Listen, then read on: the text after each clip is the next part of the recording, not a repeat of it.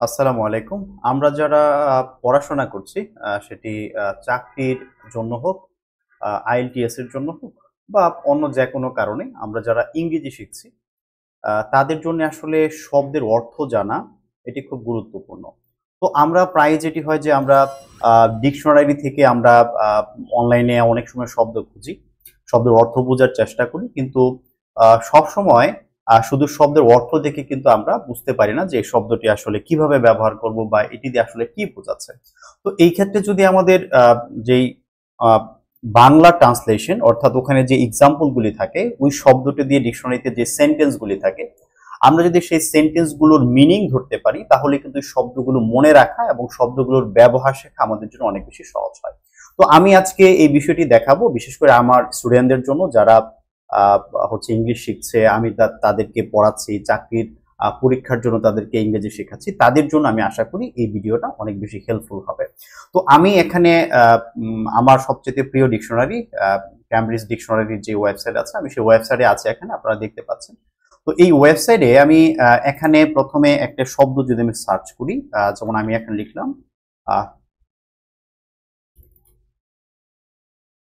কনভিনিয়েন্টলি, আমি একটা শব্দ লিখে আমি এটা সার্চ করলাম। তো সার্চ করার পরে দেখা যাচ্ছে এখানে কনভিনিয়েন্টলি এই শব্দটার এখানে ইউকে প্রনাউন্সিয়েশন দেয়া আছে। এখানে বলা আছে যে এটা একটা অ্যাডভার্ব, এখানে বলা আছে এটা একটা অ্যাডভার্ব এবং আমরা দেখতে পাচ্ছি যে এখানে ইউকের যে প্রনাউন্সিয়েশন কনভিনিয়েন্টলি এখানে প্রনাউন্সিয়েশন ব্রিটিশ ইংলিশে যে অ্যাকসেন্ট আছে সেভাবে দেয়া আছে। এখানে ইউএস এর হচ্ছে অ্যাকসেন্টও দেয়া আছে। আর নিচে মিনিং লেখা আছে যে in a way that is suitable for your purposes and needs and clauses the least difficulty. এরপর আমাদের দুটি সেন্টেন্স লেখা আছে যে they have conveniently provided a return envelope for you to use. আরেকটি সেন্টেন্স আছে the box conveniently folds flat when not in use.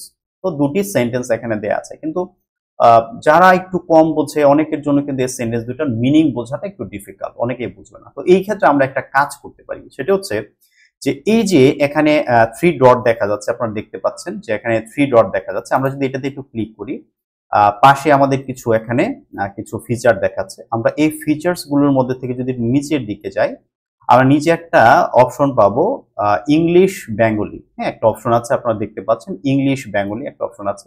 আমি এটাতে হচ্ছে ক্লিক করে দেবো। ক্লিক করে দেওয়ার পর দেখতে পাচ্ছেন এখানে আমার এখানে এটা শো করছে, ইংলিশ বেঙ্গলি শো করছে। এখন যদি আমি এখানে সার্চে ক্লিক করি, যদি সার্চে ক্লিক করি, এই সার্চে ক্লিক করার পর দেখেন এখন আমার এই শব্দগুলোর যেই বাংলা, হ্যাঁ বাংলা ট্রান্সলেশন সেটাগুলো চলে আসছে। অনুবাদগুলো পড়ে এখন সহজে কিন্তু আমি এগুলো অর্থগুলো বুঝতে পারি। যেমন এখানে যেমন in a way that is suitable for your purposes and needs and causes the least difficulty. এটার মিনিংটা আসলে কি? এটার মিনিং হচ্ছে সুবিধাজনক ভাবে বা সুবিধা মতো বলা আছে। আর যে সেন্টেন্স দুটি আছে, সেন্টেন্স দুটির মিনিং দেখেন কি সুন্দর লেখা আছে যে they have conveniently provided a return envelope for you to use. অর্থাৎ আপনার সুবিধার জন্য একটা রিটার্ন খামও তারা পাঠিয়ে মানে সঙ্গে পাঠিয়েছে। মানে আপনাকে হয়তোবা কোনো একটা অফার করেছে, কিছু একটা অফার করেছে।